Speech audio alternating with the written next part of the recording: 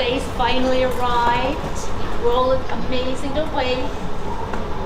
Don't we? Yeah. Thank you so much for coming. The children worked so hard. And I'd like to thank you as well, because when the children came back to school after the holidays, everybody knew their lines perfectly. So thank you so much for working hard with them and learning their lines. They've been practicing really hard, and I'm pretty sure I'm more nervous than they are. So, no further ado, I will hand you over to the experts.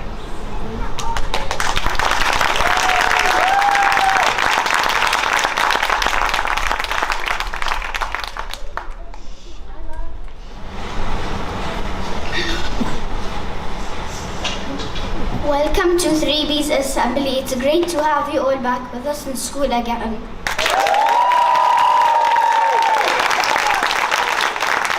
Have you been learning about the ancient Egyptians who lived many thousands of years ago, around about the same time teachers were born?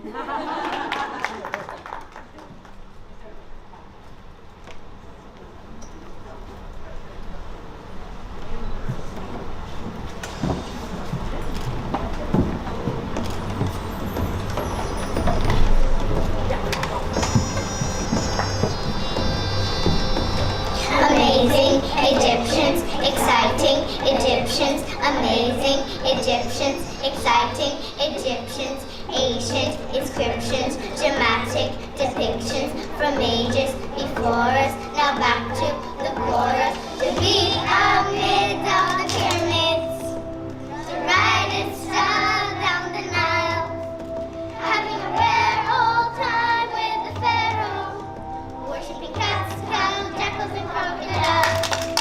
He's looking at Cleopatra, Tutankhamun's go and take me back in time. As a nation, a mummification, they wrote on papyrus and how they inspire us to be amid the pyramids, to ride and style down the Nile, having a rare old time with the pharaohs, worshipping cats, cows, jackals, and crocodiles. He's looking at the Cleopatra, Tutankhamun's go and take me back in time.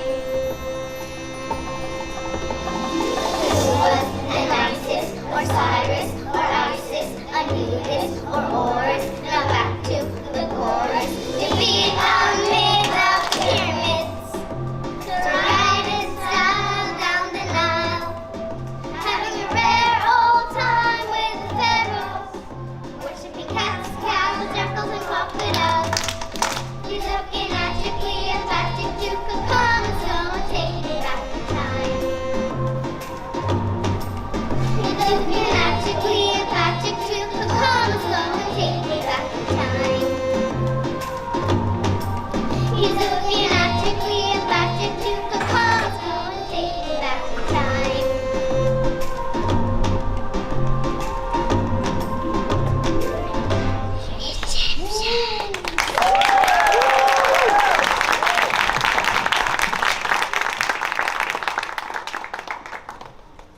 The Egyptians are famous for many things, probably the most being the pyramids. A pyramid is a huge tomb for kings that was supposedly shaped like a pyramid. The king of Egyptians is called the pharaoh, and he would order his pyramid as soon as he became king. So how is my pyramid going? Oh, fine, fine. We've got about 400 or so people building at that moment, so it shouldn't be too long. Great, so how long do you think it's going to take? About 20 years. 20 years, you're having a laugh. No, you're probably right. We're doing really well, so more like 19. 19 years, but I asked my friends around for a birthday party this weekend. Well, they'll have to wait a bit. Might be an idea to show them around the sights of Egypt while you're waiting. For 19 years? Walk very slowly.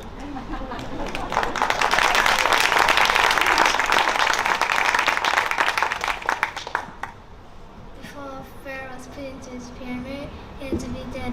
The Egyptians had a special way of looking after their dead, they mummified them. These poles were for preserving the body's stayed lifetime. They embalmed the body in Ragnar's land, and this is how they did it.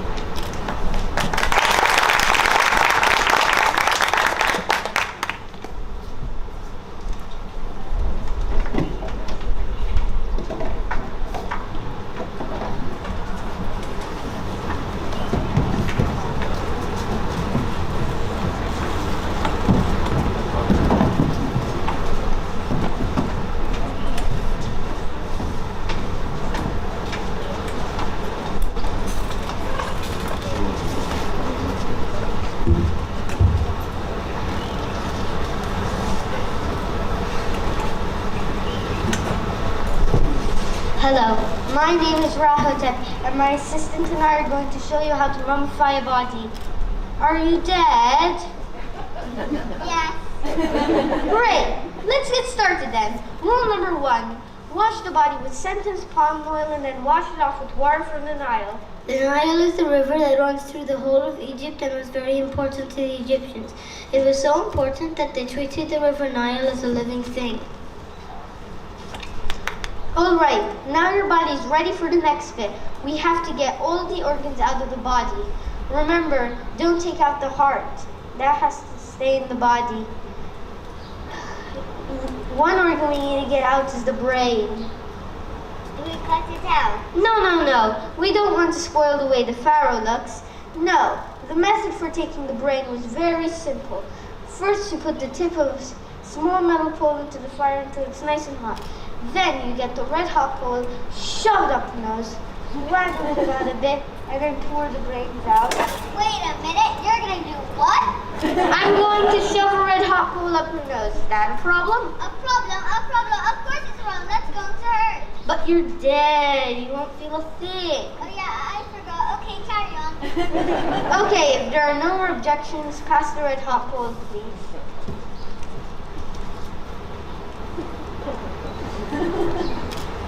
Great. Rule number 3. We have to get all the organs out of the body. First, the liver. The organs were placed in special jars called canopic jars. These were sometimes placed back into the body or left outside in the tomb. The lungs, the stomach, and finally the intestines. Remember, don't take out the heart. That has to stay in the body.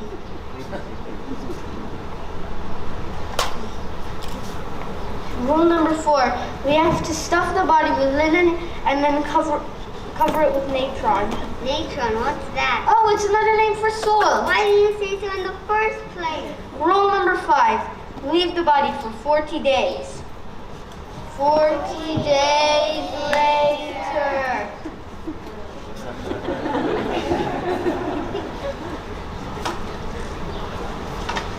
Rule number 6, wash the body again using water from the Nile and then cover it in oils.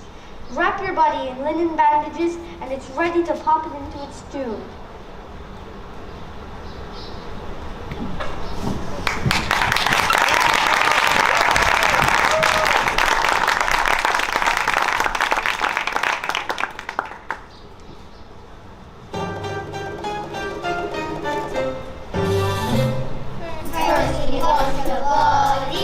First we wash the body. Wash away the past. Wash away the past. Take out all the organs. Take out all the organs. And pop them in their jars. And pop them in their jars. We were for a new fist. We were for a new fist. This is what we do. This is what we do. Leave it to the experts. Leave it to the experts. We will make a mummy out of you. Wrap it up with natron. All the moisture goes. All the moisture goes. Then we smash your brain up. Then we smash your brain up. And hook it through your nose. And hook it through your nose. We were for a new fist. We were for a new fist. This is what we do. This is what we do.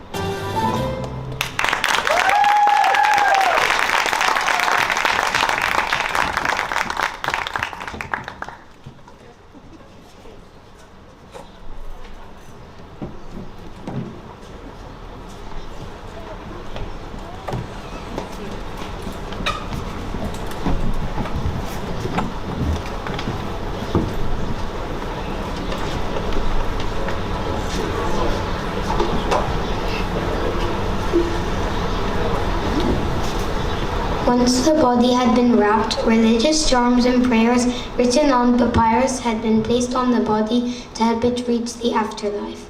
Usually the process was so expensive that only the rich could afford it. One of the most famous pharaohs was Tutankhamun. You can call me King Tut for short. King Tut became pharaoh of Egypt when he was just 9 years old. 9 years old? That can't be right. He'd only been in it 4. But we did things different back then. I'd say we're not even allowed to walk to a music lesson on our own. Anyway, King Tut became pharaoh. I'm gonna be one of the greatest pharaohs that has ever been and lived forever. But he died when he was about 17. So much for living forever.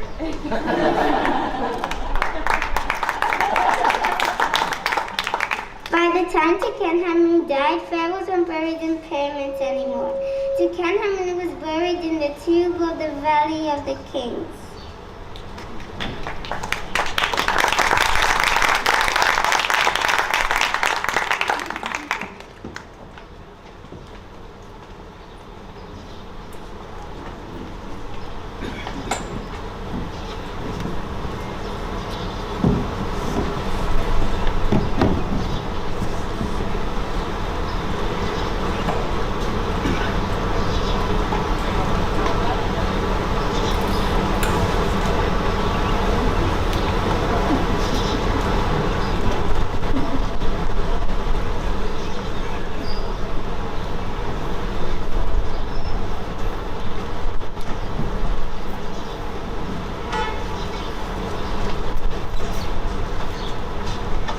Many years later, Lord Carnarvon paid a young archaeologist called Howard Carter to look for Tutankhamun's tomb. But after years of looking, Carter put it aside until Lord Carnarvon finally left his face. Carter, you're probably the best apprentice I've ever had, but if you don't find that tomb soon, you're fired. Luckily, a few days later, in November 1922, Carter found Tutankhamun's tomb. Thank goodness for that. Lord Carnarvon was there when Howard Carter broke through the tomb wall to a tiny hole and was able to look inside. Carter, can you see anything? No. Why not? Because your big head's in the way. Oh, sorry. Have another look. Carter, can you see anything? Yes, I can see wonderful things. We found the first ancient Egyptian tomb ever, and all the treasures were still there. Later that night, Carter wrote in his diary, At first, I could see nothing, the hot air escaping from the chamber causing my flame to flicker.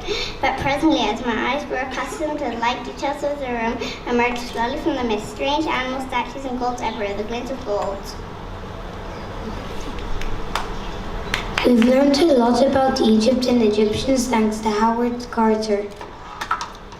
You can still see the dead body of Tutankhamun in the Cairo Museum.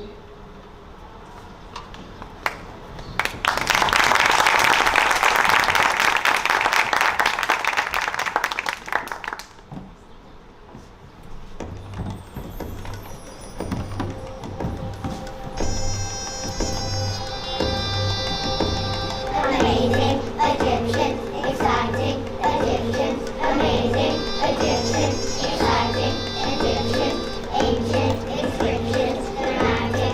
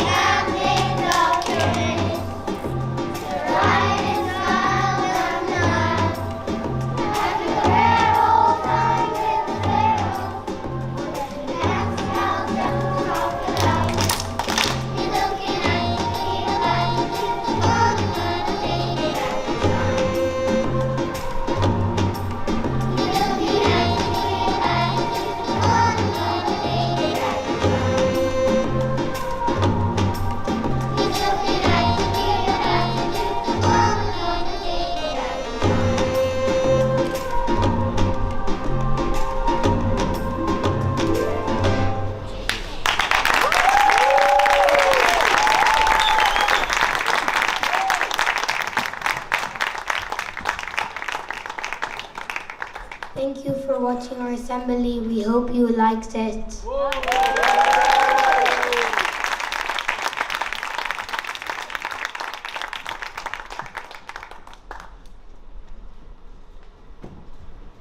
ladies and gentlemen, I'm sure you certainly did enjoy the show today.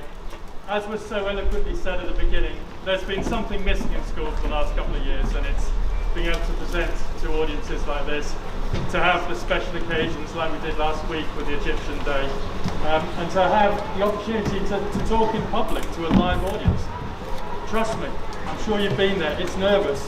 To do it at year 3 is incredible, and to speak so eloquently, so confidently, and with more humour than I can ever manage, that's for sure. Absolutely fantastic job. Can we give the stars of our show today a massive round of applause?